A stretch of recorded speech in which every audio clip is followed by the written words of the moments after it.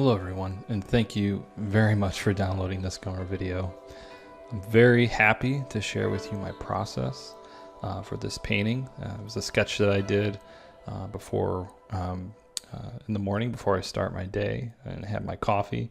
It's a routine that I do pretty often.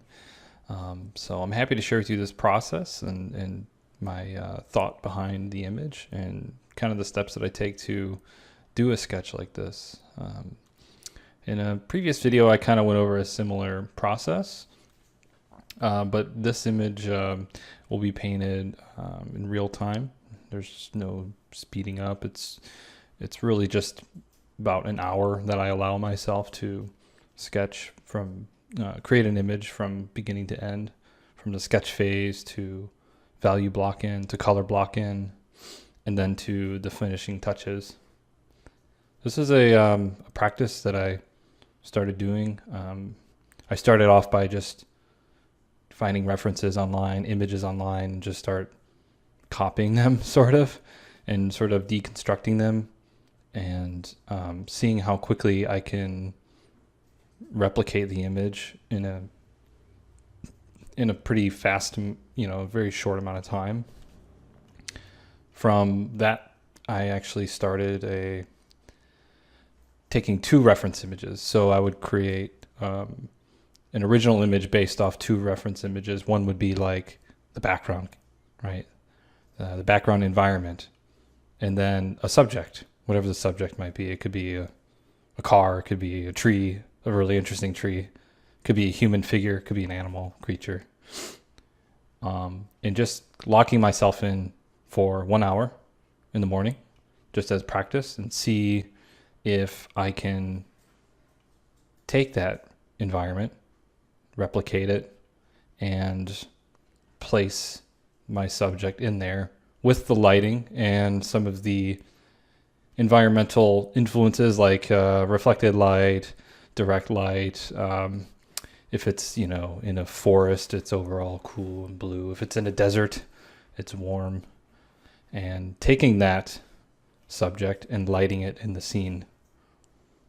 It's a really good study. It's a really good practice to do because you don't have to come up with the design of everything. You don't have to figure everything out. Your references are basically telling you what to do. But you do have to use your imagination in figuring out what the light will look like on the subject. And what kind of story you want to tell and what composition you want to create. So for this image, I have a reference of background. It's like a forest, very creepy forest with a creek. And I was using that as my main environment background reference. And I had some other supplemental references of different trees and creeks and a related subject that I could use in creating this image. Especially for the rocks later on. The character was a character that I just kind of invented. As you can see in the preview, it was a Native American man on a horse. It was kind of a subject that I was stuck on for a while. Still kind of am. And I wanted to put that invented character in the scene. I had some loose references of horses and people riding horses to kind of help me out. But at this point, I've been drawing horses a lot and drawing people riding horses that I just wanted to make it up. Just challenge myself and just see if I can craft the form of the character all on my own, mostly through imagination.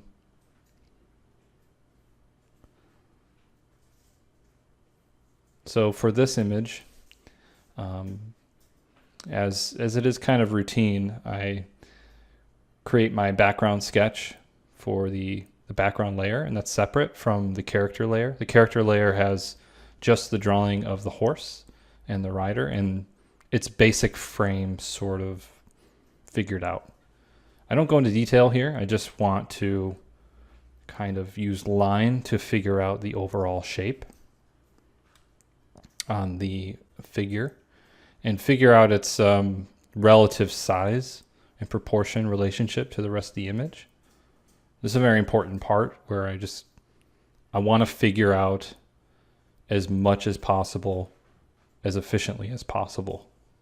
So I'm trying to figure out, where does this rider sit in the scene? What is the perspective? Where is the horizon? Is the horse, is the front two hooves of the horse, propped up on top of one of the rocks while the back legs are on the ground? Or is it the horse in a contrapposto sort of pose, or one leg is out, one leg is in? I don't need to answer all the questions. I just need to answer some basic ones. And that's the way I like to approach these images. It's overwhelming when you try to think of all the different things that you need to figure out to create a relatively realistic image, a believable scene with multiple figures, maybe even one figure, realistic lighting. It's just too much. So I always take the tack of just figuring one thing out at a time. It's like a puzzle, right? When you get a 1,000-piece puzzle, you just find the corners first. And then when you have the corners, then you can figure out some of the pieces next to the corners. And then eventually you'll figure out what's in the center of the puzzle. But in the beginning, just start by answering the easy questions. Start by reference, know what your subject is, know what your environment is. And then it's figuring out composition through line work. It was a big focus of mine to figure out how to paint a scene in its entirety as efficient as possible. And it's something that I worked on quite a lot. And I plan on doing future Gumroad content on specifically that.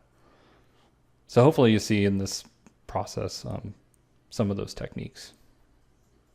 And being a focus of mine, I looked at a lot of art and looked at a lot of artists and tried to figure out some ways in which those artists create images quickly and efficiently. So at this stage, I'm just blocking in the tree. Again, this is an easy part, right? I have a reference that's pretty near to this, so it's not too difficult. I'm just using on its own layer, just solid dark. It's like a dark gray, not quite full black. I'm just blocking in major shapes of the tree, focusing on sort of the graphic element of the tree in isolation, not worried about the rest of the image, just that background tree. And I'm using a large brush. Using a large brush helps me be efficient and put down a lot of paint kind of all at once. If you use a small brush and you're zoomed in and you're detailing, then it's not a very efficient way to work. So I like to keep the image in full view, not worry about details, but just massing in one shape and then the other. As I move down to the rocks here, I think about the notan. It's like just the shadow. So only the shadow of these rocks. Again, reference is helping me out a little bit here, but I'm also kind of arranging the rocks in a pleasing graphic design to support the composition.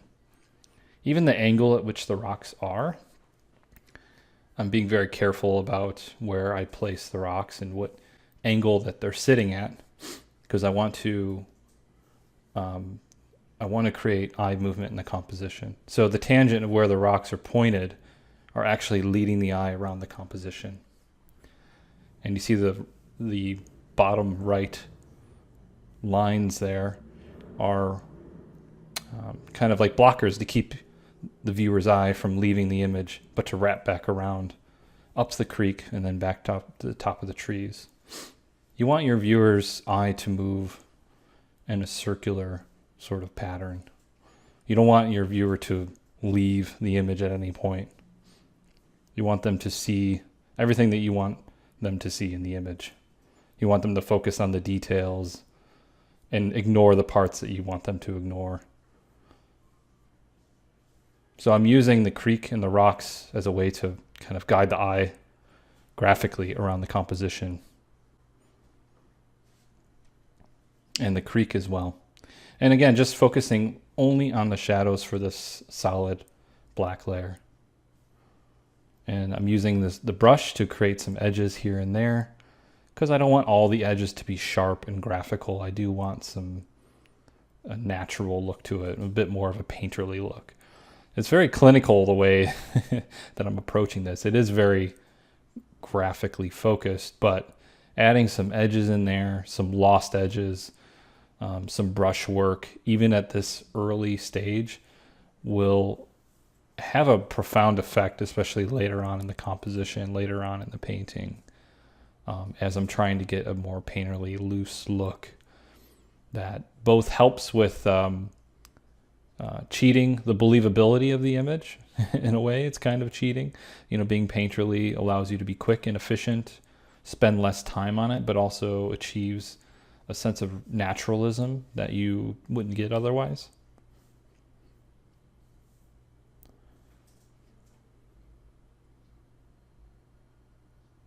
So I'm just working out, and I'm using the eraser to erase away some of these solid black marks that I have there. And you can kind of see the way that I'm arranging the brush strokes. I'm creating some areas of a higher noise or higher density of brush strokes to draw the eye in certain areas, usually along the thirds of the image. And then where I have the large rock shapes, the very big uninterrupted rock shapes, that's where I don't want the viewer to focus. That's where I don't want you to look. I'm using a large, more textural brush to roughen just the feeling of the leaves. Again, this is all on the same layer. It's the same black, well, dark gray, a little lighter now, brush to just give you the feeling of the leaves, not trying to paint each individual leaf. Again, that's about being efficient, right? If you can use a scumbly texture brush that simulates leaves, you don't have to go in and paint each individual one. And you don't have to use one of those fancy leaf brushes where there's just an alpha of a set of leaves and you scatter them around. Since I'm okay with the graphic design or the graphic language of the background, I can move into the character and just think about the character in isolation. So I created a white layer, just blocking out, just getting rid of all the background. And I'm creating a new dark gray layer, a new dark gray brush, and just starting to block in the figure. Same way I did the tree. So the drawing is very, very rough, and there's some issues with it, especially those front legs. Mostly because I just don't know what to do with them yet. Proportionally, there's some issues. But it's enough information for me to go ahead with the black or the dark gray block in. So I'm using edges again, brushwork. I'm creating the silhouette or the graphic design of the figure. You know, my line work doesn't have to be perfect. It's just sort of the basic frame that the character is going to encompass. The line work gave me enough information to figure out what I want to do in the early composition stage. And now it's giving me just enough information of the anatomy, the proportion, to do the silhouette. So you can see I'm moving away from the drawing a little bit. I'm creating an arch on the back of the figure. I'm starting to think about what angle the figure is going to be sitting on the horse, where his head is turned, what he's holding, where his arm is. So I'm finding more corner pieces of the puzzle. You know, now that I know relative proportion, I can start to figure out a little bit more information about the anatomy and what's going on, proportions, stuff like that. I don't need to figure out details. I don't need to figure out the little accents that are on the horse, maybe decoration, some of the smaller stuff. I'm just thinking about the major shapes. And where my line work kind of was lacking on those front legs, I add a little bit more information to them with my block in. Same with the back legs, just a little bit more information.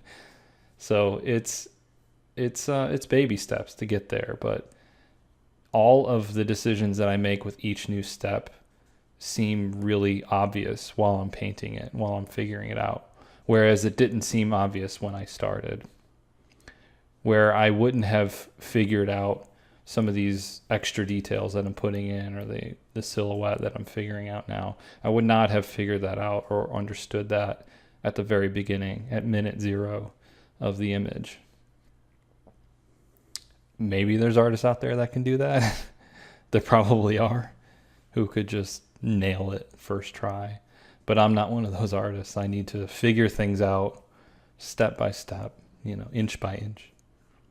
So I'm bringing the block in of the horse and the rider back into the scene, back into the environment, just to see how it fits. And more my line work is looking less and less necessary in the scene. Eventually I get rid of it. I don't need it. But before that, I start figuring out color. I'm always very eager to put color in there. And I only start doing that until I'm sure of the graphic design of the image. And I get questions all the time about, like, do you start black and white? Do you start in color? And I actually have a lot of different starting methods that I use in these types of sketches. For this one, yes, I'm starting with value, because I don't want to think about color while I'm figuring out the drawing and the composition. I don't want to think about that stuff. That'll come later. And sometimes I just start with color. Instead of using a dark gray block in, I use, like a deep ochre block in, right? Like I'm painting in right now. So I'm just going through each of the layers, the background layer, the tree block in layer, and the figure block in layer. I'm locking the transparency on each layer. So that prevents me from painting outside the solid shape that I've built through my block in. And then the first colors that I usually put down are deep warms. It's what I like to call like the blood of the image. It's what is sitting underneath. If the painting is going to be overall very cool and blue, which this one is, I want my underpainting to be the complement of that. So warms, yellows, rich, saturated, warm colors. And when I have that there, I can more naturally build those cool colors on top because there's a complementary underneath. I do the same thing for the tree layer. I use a really, kind of warm sort of, it's like an Indian red kind of color. It's a very earthy tone. And I know that I'm going to go cool with the painting, but I want the underpainting to be the complementary of it. I don't know why that is, why paintings look dynamic in that way. May have something to do with, the way we are as humans. Our flesh is usually like pretty desaturated and cool. The skin itself is cool, but underneath there's blood, underneath there's warmth. And just having those moments where you're seeing the coolness and sort of the flatness of the skin, and then you're seeing the warmth underneath, kind of makes us innately believe that the thing is alive. It works the same way with landscape painting as well as portrait painting. It's a fundamental that I try to use a lot. So you can see that I started with the warms and started layering. Now I'm layering a lot of those cool colors in there. Because you got to think, in a scene like this where there's a forest and there's seasons, right? You have leaves that live on the tree and then die and then turn brown, which turns into compost, which, gets mixed in with the dirt. There could be clay. Clay is very warm.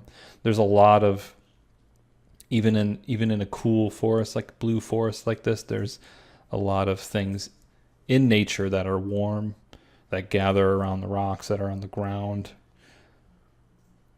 And you need to represent that You can't make a painting because it's in a cool forest, because it's in a, at night and a lot of the color is gone.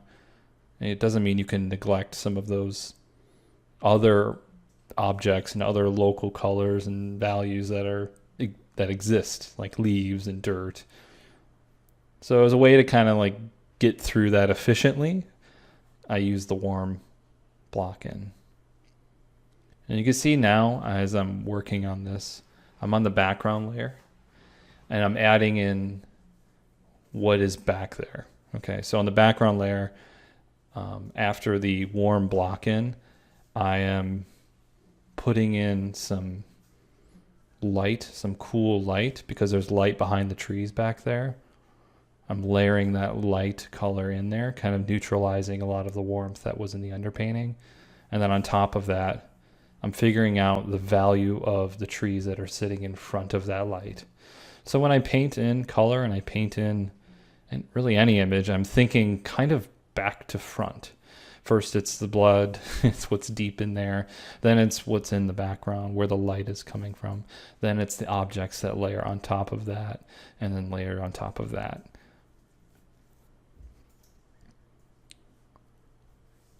So my values, you see, I'm kind of neutralizing them a lot, like the tree versus the background layer. I'm bringing them closer together in value for a couple reasons. One reason is I don't want to go to pure black and pure white or anywhere near that. I usually stay between, if we're doing a 0 to 10 scale, I usually stay between like 3 to 7 through most of the painting. And then at the end, I'll add on some of those brighter values and darker values.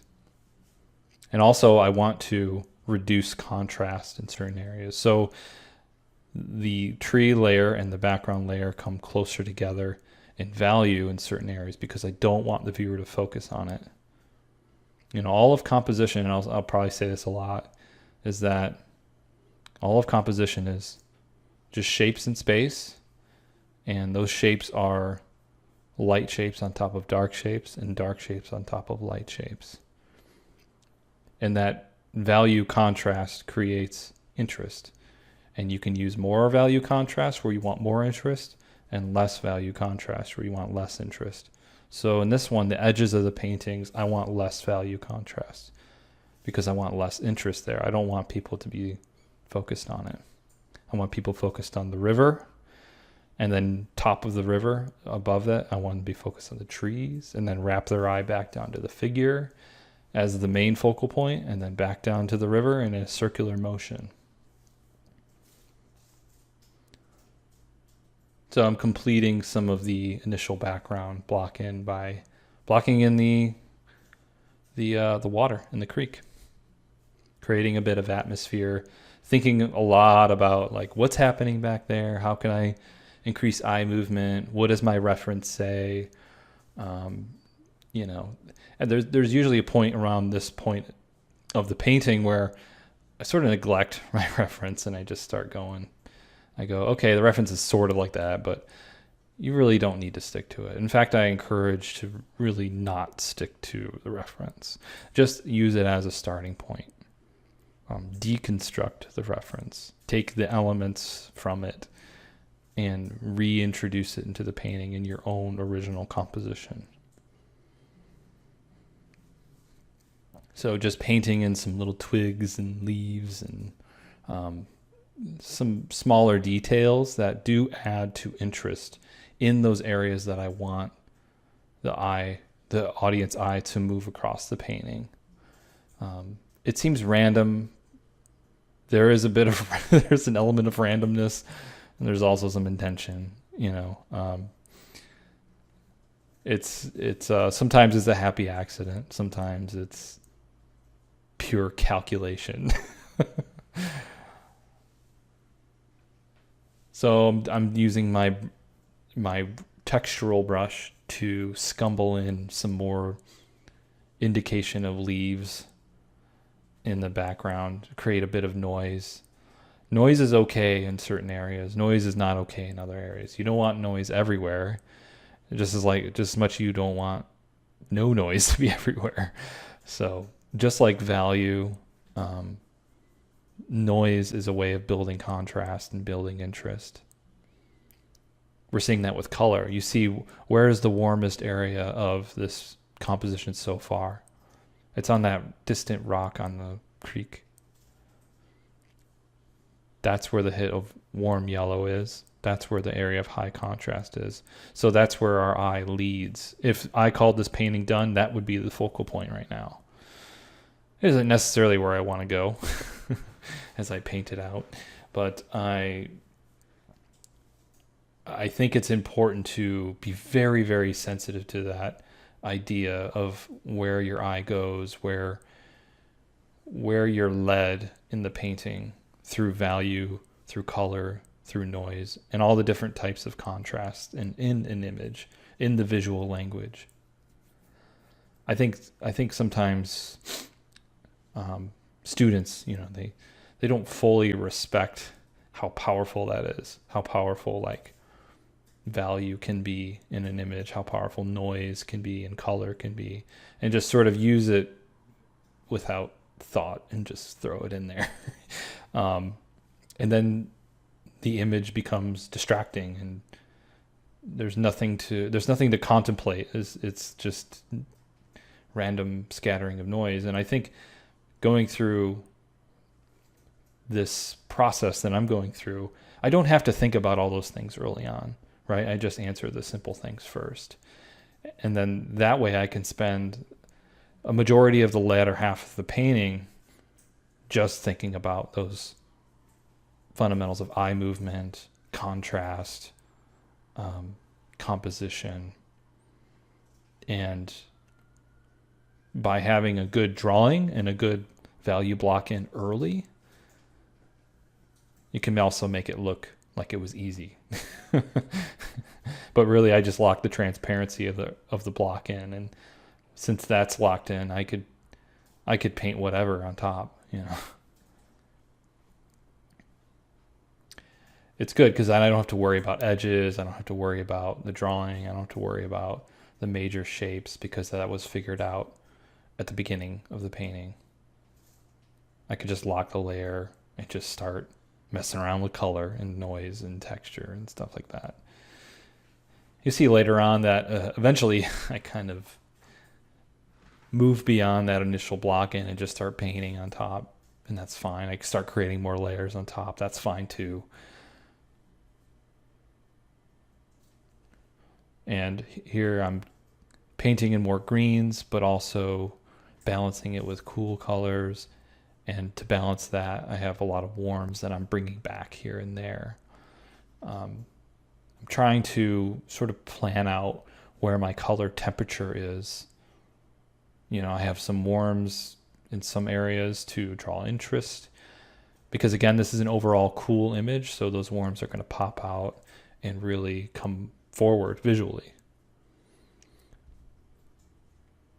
I'm getting a little antsy with this, impatient, and I'm like, I need to put some light values in here because everything is dark gray and dead. I'm not even like painting in light yet. So I'm using the high value, the bright value of the water and the water foam to sort of create the sense of space, scale,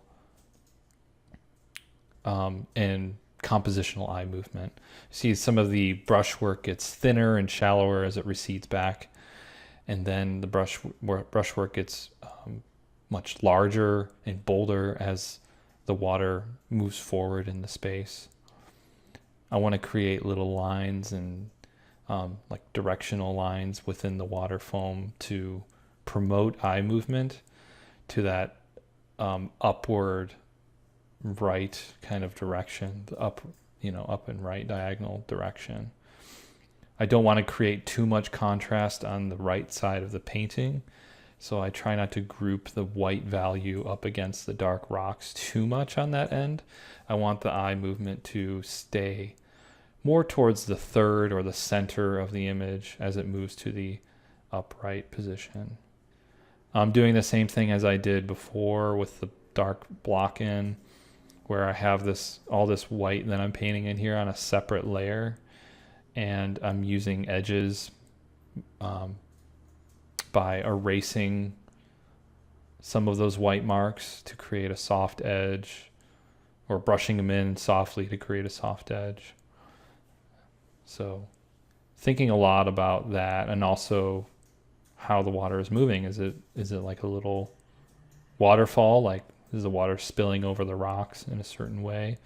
And I'm spending time on this stage because this, again, it goes back to like respecting and understanding how powerful value can be. I'm putting this light value, this accent of white on a very dark image. So my drawing of it and my edges and everything need to be good. Well, not perfect, but near perfect, right? It's very important to get that right because it has so much power that you don't just put it down willy-nilly. You know, there's some intention behind it. And it can, because it has so much power, it has the power to make the image really strong and impactful, and also has the power to distract from what your main thesis or what your main goal is for the image. So I'm really softening up that edge in the bottom to try to lessen the amount of contrast that's down there. I have a reference of a creek that I'm looking at. I'm taking notes of how light is reflecting in the creek, but I'm not copying it. I'm not trying to do exactly what it's doing. I'm just seeing how the water behaves with value.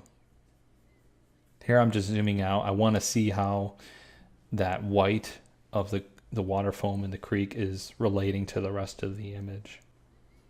I want to see how it's interacting and how it's either promoting the composition or maybe it's hurting the composition. But by zooming out and seeing the image as a whole and flipping the image, those are really great ways of judging how an element of your painting is balanced. So I'm thinking about the value of the rider. I want him to pop forward in the scene. I need him to be the focal point of the image. And I think that, you know, my feeling in this painting so far is that I'm focused so heavily on the environment and the water that I'm forgetting that, hey, this figure is kind of the main focus. Okay, so I have the rider blocked out, and I have the blood, right? That underpainting, that warm ochre kind of underpainting on the horse and the rider. And now I have a separate layer that is clipping to the overall silhouette of the rider and the horse. And I'm painting in with a very, very dark, almost black color. And I'm thinking only about the notan, which is just the shadows in the underside of this Native American man that's riding this horse, and who this character is. What does he have on him? Some of those smaller details. Again, I wouldn't have any idea what to draw if I hadn't gone through the process of doing the line work block in, the value silhouette block in, and then now I can go to that next layer of like, okay, what is the next layer of detail that I'm putting on this character? So just like I did the rocks, I'm only painting the shadow sides of the horse and the rider. I'm only focusing on the notan, and that's it. So I'm just going through another process of adding another layer of information onto the subject. Without without doing this, it would be very hard for me to just from a blank sheet of paper just start drawing this.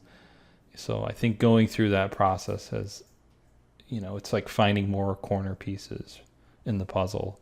Now I'm starting to find where those corner pieces connect to more central pieces of the puzzle, right? And this is the dark that I'm blocking in here is on a separate layer. It is, it's on a separate layer, and it is clipping down to the transparency of the solid the solid horse block in. And now underneath that, underneath the Notan block in that I have on the horse, I'm painting in local color. So I'm figuring out what is the local color, what is the average color of the rider and the horse. See, it's just me trying to figure out the next piece of this puzzle, right? What do I need to figure out next? Okay, local color. That comes next. I have the drawing, I have the shadows, the composition kind of blocked in. Now we need to find local color. And I'm not worried about how light is interacting on. I'm not too concerned. I am thinking about it, but I'm not too concerned about how light is going to be interacting with the rider right now. I'm just thinking about what are the local colors of the different objects that he's holding, what's the local color of him, what's the local color of the horse, the headdress, the flat local color. And that's basically it. Once I have that information, I'll be able to then think about how light is interacting with each of the surfaces that makes up the rider, the horse, and all the stuff that's on him. Going through that next level of information, that next round of puzzle pieces to find for this whole picture. It's nice to kind of describe it on just the horse and rider, because I was doing a very similar thing with the environment, going through that process of drawing, block in, right, underpainting, color, local color, and then how light affects the local color of each material. So I'm doing it's basically the same process I did in the background I'm doing on the rider. So you're kind of able to see it sped up a little bit, because he is it's a smaller element than the whole rest of the background. So on top of that dark Notan, the shadows that I was focusing on, I made another layer on top. Now the local color, the shadow, and the light that I'm painting on top, those three layers are all clipping to the original silhouette. So I don't have to worry about edges or the average silhouette and all that, because they're all just clipping down to it. So I'm thinking about how the fill light, the light from above, that cool light, is going to be influencing and affecting the top sides of all of the figure of my subject, the figure and the horse and all the stuff he's holding. So there's a cool kind of whitish, cool blue light that is the fill light. It's not direct light. It's not direct moonlight or sunlight or whatever. It's just the atmosphere that's above him. That light is shining on the top surfaces. So it's giving everything a slightly lighter in value and a slightly cooler in temperature feel. Now on the underside, I'm reinforcing some of the shadows, and I'm thinking a lot about the reflected light from underneath. So I was adding a slightly lighter color and a much greener color on the underside. So I'm going back to the background, because this is what happens. I start painting the figure, and then I hit a wall. I don't know what to do with him next. I don't know what decision to make about a specific thing. And I'm full aware that the leg looks terrible. The front leg looks terrible. The rider only has half a leg right now. But I'm not concerned about that. I can always paint in those corrections later on. And maybe it's I don't know, maybe it's a fault of mine. Like, maybe it's a laziness that I have, where I kind of just let some of those things go. I'm okay with them being an issue, because I feel I've got bigger things to figure out first, bigger problems to solve first.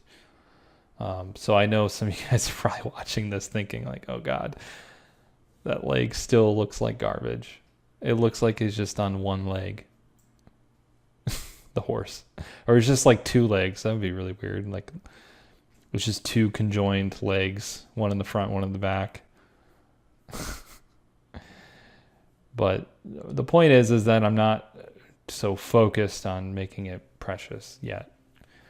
I care more about, the overall basic frame, the overall local color, the overall light effect, and those little things, I could fix them later. So I'm going back in the trees. I'm back to my block-in layer, my original block-in layer for the trees in the background. And I probably should make a new layer here. I normally do, but I'm not. And I'm just painting in since it's locked, I can just kind of paint in the light that I'm seeing. Or not that I'm seeing, but that I see for this image. It's tricky because like when you're painting a tree and you're adding in light, direct light, the tendency to paint each of the branches evenly in the same way from the same direction is the temptation of doing that is really high because it's really easy to do that. But you got to remember that there are different branches at different angles. Some are overlapping each other in different ways. Some are thicker than others. It's a bit wild and a bit chaotic. So if you're painting in light in a tree in a scene like similar to this, always keep in mind that nature's random and wild and crazy, and there's no real order to it, and don't paint each branch, each twig, each leaf the same way. And don't be reductive about what I said either. Like everything has to be lit in different directions. Of course, lighting should be always consistent, but keep in mind that, nature is wild and you can use that to your benefit. That's what I love about painting forest scenes is that you can choose what branches, what bits of leaves or detail gets light and which does not. And no one's going to argue with you whether you're right or wrong because it's nature. It's random. It's like using clouds to create a composition. It's like, well, clouds could plausibly form any kind of shape, so we believe it. Same thing with twigs and trees and stuff in the background. So here you go. I'm thinking a lot about light shapes over dark shapes. I wanted to highlight or showcase the light that's hitting the tree directly behind the rider. So I'm darkening up the background behind it so that those highlights pop out a bit more and become more of a focus because I felt like the background was just getting a little too bright. And I want the brightness of the background only in specific areas that showcase the silhouette of either trees that are in front of it or the rider himself. So all the decisions I'm making, everything that I'm doing is complementing the original intent of the eye movement and the composition and is complementing certain focal points in the composition. That being the rider, some of the tree, the creek. I want those things to draw the viewer's eye. And the things around the background, things inside, not as important. So I'm going back to the tree. I'm adding in some more highlights. Again, thinking about, okay, this branch is on top of this. It's like a braid of branches. This one is in front of that, so that might catch light, and that adds to eye movement. So I'm not trying to be like scientific about like what my decisions are about like, oh, this tree branch is definitely going to get light, and this one spatially and physically will never get light. I'm not trying to think about it like that. I'm thinking a little bit about that, but I'm also thinking mostly about like what areas can I highlight on this tree that points like an arrow directly back to my focal point, which is the figure. So you can see some of the highlighted twigs and branches that I have. If you look at the angle that they're pointing at, the ones that I'm highlighting are pointing directly to the focal point, which is the figure.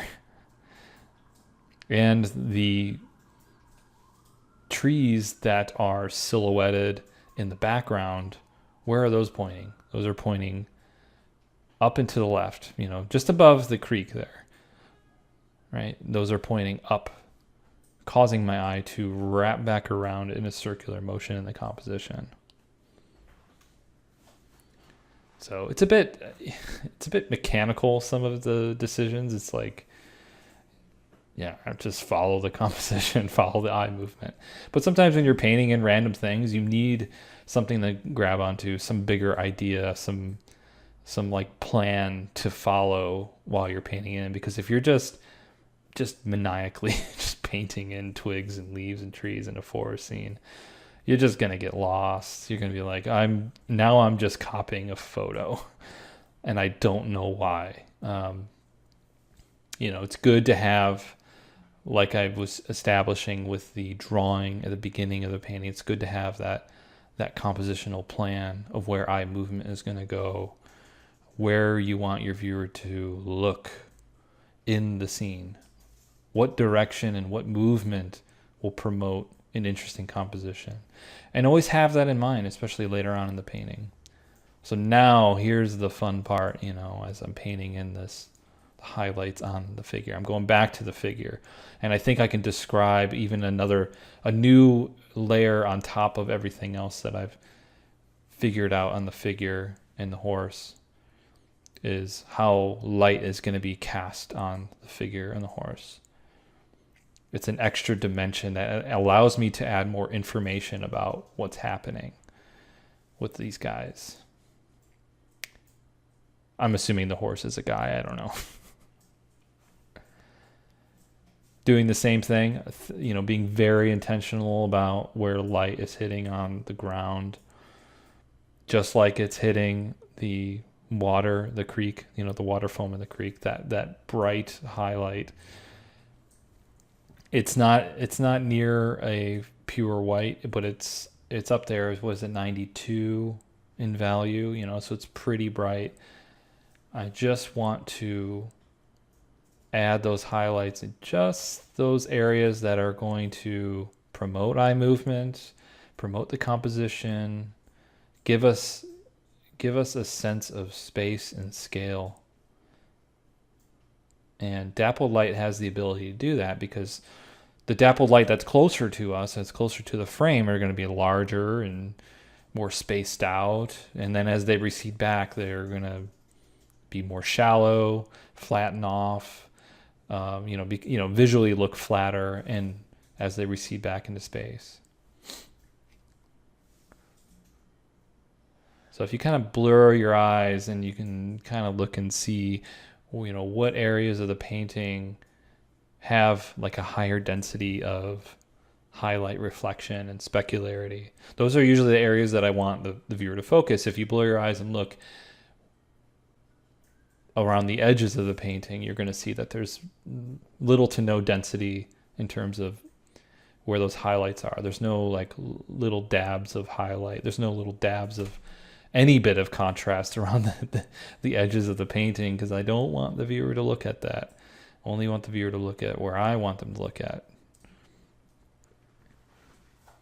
I've locked that light layer, the white layer on the creek. I've locked the transparency. Since it was on its own layer, I'm able to use a soft gradient, soft brush to create gradients and darken some areas of the water foam and lighten some areas. And since I did all the work of creating edges in that layer, I don't have to worry about it when I'm painting it with the soft brush. I can just kind of make that decision in isolation and not worry about the edges, because I've figured out the edges already at the very beginning. So using some soft brush on the creek just to create some illusion of light and some separation.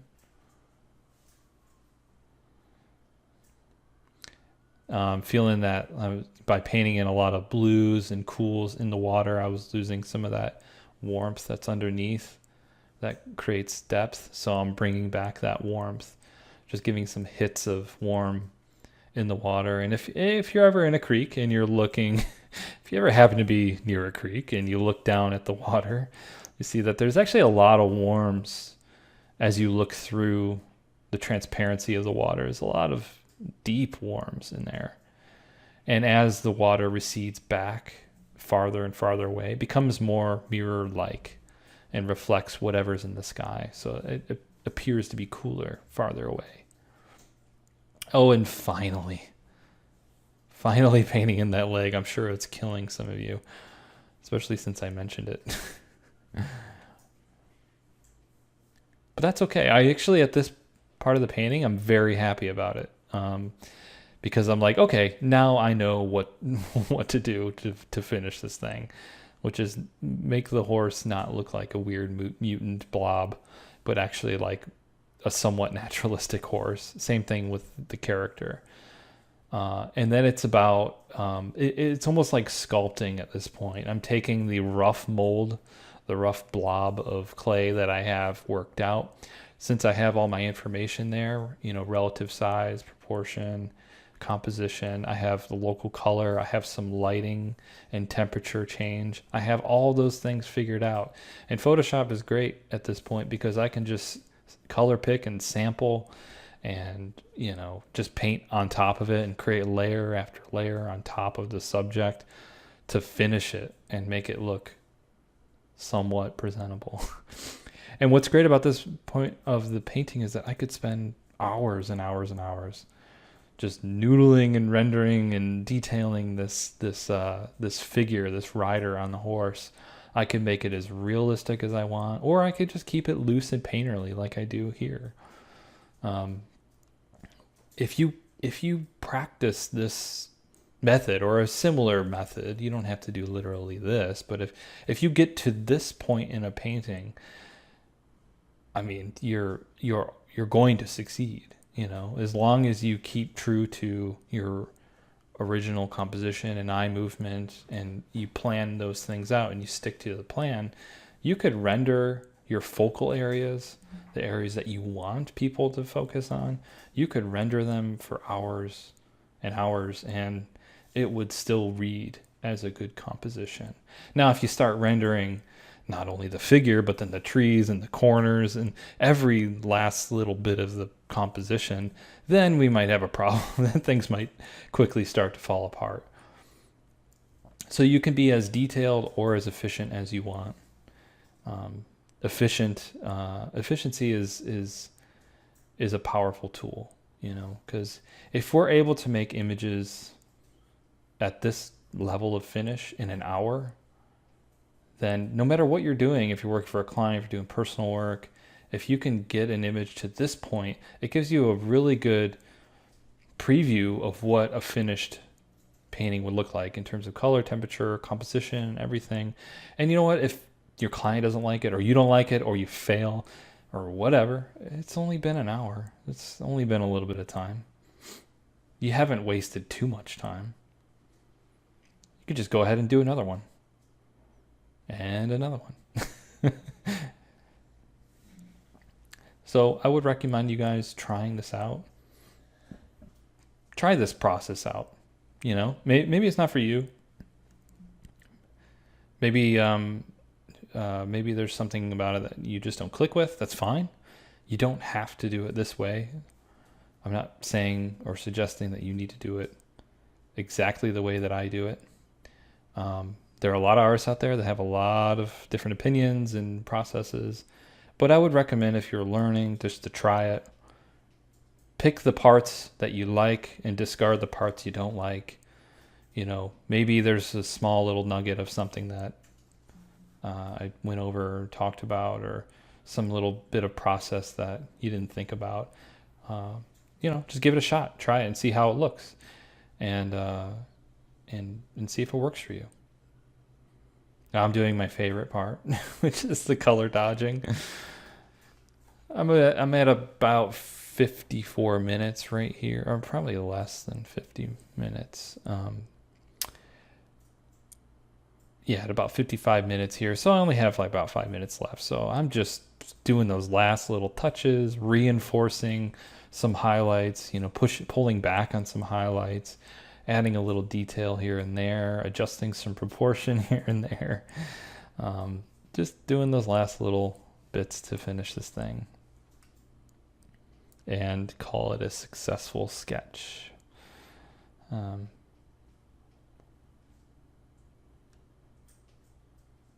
Yeah, so there's definitely some things with the horse's head that I need to work out before I can call it done.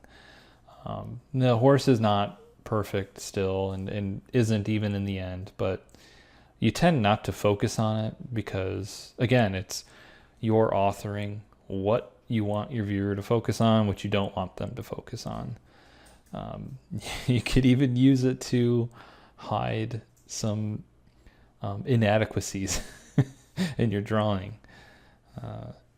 And and it's fine, because again, it's only an hour. Like, if you want to take this image that you've kind of roughed in to a full finish and you want to invest a couple more hours on it, you totally can, and you can get that drawing just right. You already have the foundation and the structure for a successful image, right? Once you have that foundation, it's kind of a safety net. It just doesn't matter what you do, you'll have a successful image. And you can work on it as long or as little as you want. But it's important to start by building that foundation.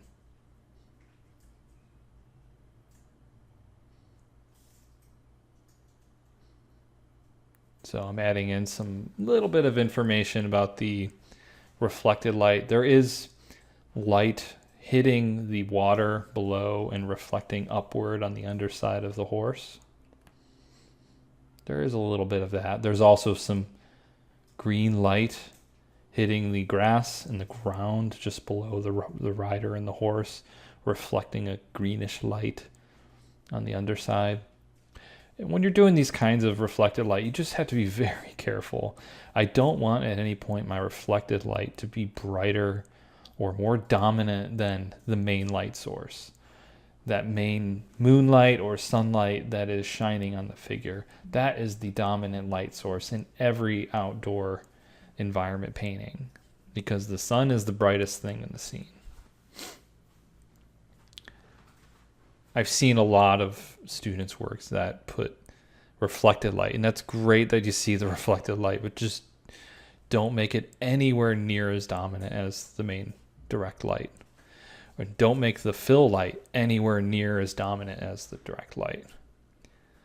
If you have a scene that has no direct light, has no sun, then that's fine to make the fill light or the reflected light a little bit brighter. But then if it's too bright, then it feels like the sun. So, just be very cautious and make sure your light sources are very different from each other. Different in temperature, different in intensity and value, different in behavior as well. So last few seconds here, trying to,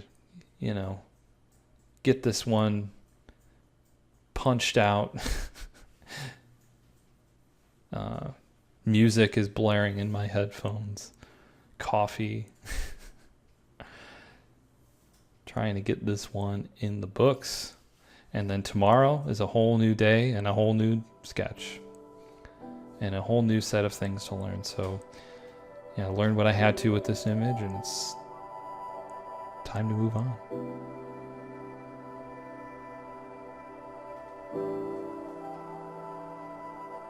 Just adding my signature as a brush. That means I'm done. All right. Thank you guys so much for downloading this Gumroad and watching through my process. Hopefully there's something in here that at least inspires you and interests you. So thank you for downloading. Your support means so much to me, and I'll see you guys next time. Bye.